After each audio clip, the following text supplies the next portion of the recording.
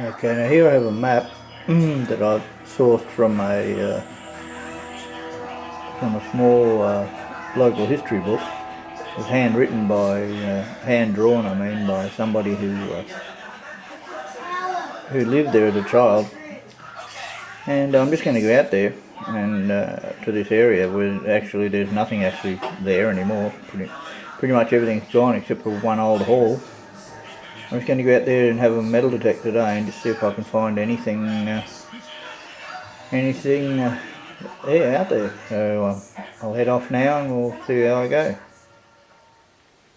Okay, well here's where I've decided to pull up for a start anyway. There used to be an old house in here somewhere, just in amongst the trees here somewhere, so I'm just going to have a wander around here first.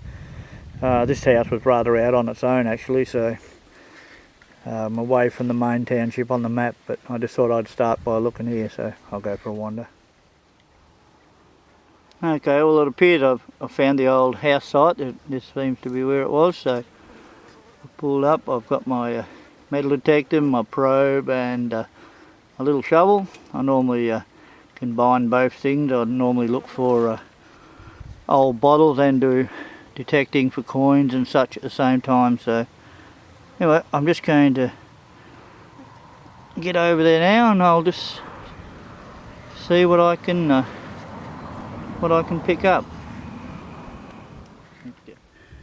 Okay, well I've been detecting for a while. I haven't found anything. I come across this bit of a depression that looked like possibly it could be an old tip, I don't know, and a bit of an old dump. But what I actually want to film here is if you can look down into the hole where I've actually started digging. I haven't found anything. There is rubbish in there. It might only be a bit of old pottery or something, I don't know. But if you have a look closely, any new diggers that are thinking of going into bottles or digging for bottles, if you can come across, once you come across that layer of ash like that hasn't been blended with red dirt, you pretty much can be certain that it hasn't been dug before. So although there mightn't be anything in there, at least we know that we're the first ones there anyway. So I just thought I'd put that in.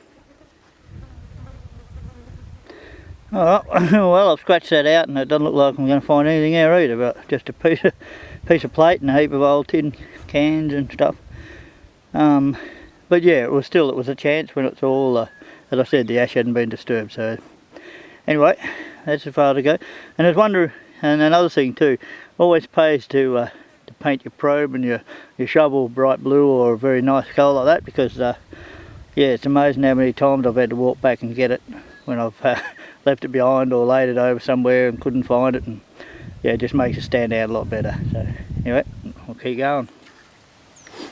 Another thing I like to do is when I'm out detecting an old home site, so if I come across a shallow tip where it's been intense heat and everything's melted and pretty much had it, I still like to scratch through there, because it's amazing sometimes, like you pick up lots of this old marbles and buckles and all sorts of interesting stuff. So it's another place where you can find some good little knickknacks and old stuff.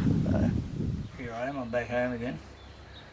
I was talking about scratching through, if you see where it's burning. And one other thing that I do like to do also is, once I finish that, is I like to run my detector over it. It's amazing the amount of coinage you do actually find that have gone out with the rubbish. But yeah, I've gone out, had my map with me, I found the location, albeit I haven't had a lot of luck. Maybe next time.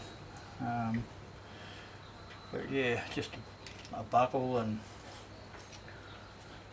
a marble, button, one 1945 penny, and just a doll, small doll, a china doll off ornament or something. I may tidy it up and put it on something one day. Anyway, that's it. It's been a good day, and thanks for watching.